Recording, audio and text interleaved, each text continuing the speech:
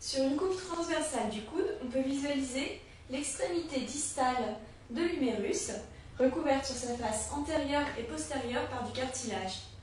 Enfin, l'olecrâne vient s'articuler avec cette extrémité et est recouverte elle-même sur sa face antérieure par du cartilage. Au niveau de l'articulation, une capsule vient englober cette articulation. Cette capsule est renforcée par des ligaments. Il s'agit du ligament collatéral latéral du coude et du ligament collatéral médial du coude. La loge antérieure présente différents muscles. Il s'agit du muscle brachial. Celui-ci vient s'insérer directement sur la capsule.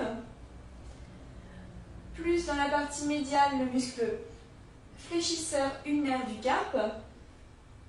Ce muscle forme le relief antéromédial du bras. En avant, le tendon terminal du muscle biceps brachial avec une expansion aponevrotique dans sa partie médiale.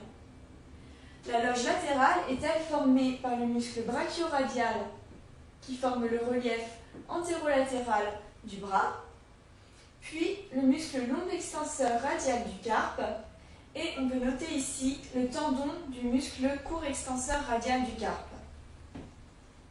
Dans sa partie postérieure, nous avons l'insertion du muscle anconé.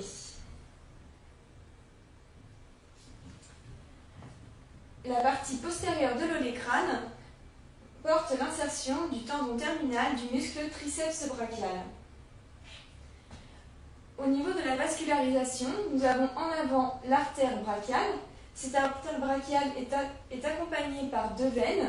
Ainsi, toutes les artères du bras et de l'avant-bras sont accompagnées de deux veines. L'artère collatérale ulnaire de l'artère brachiale, dans laquelle vient se jeter l'artère récurrente ulnaire postérieure. L'artère récurrente ulnaire postérieure est accompagnée par le nerf ulnaire. Enfin, l'artère récurrente radiale antérieure.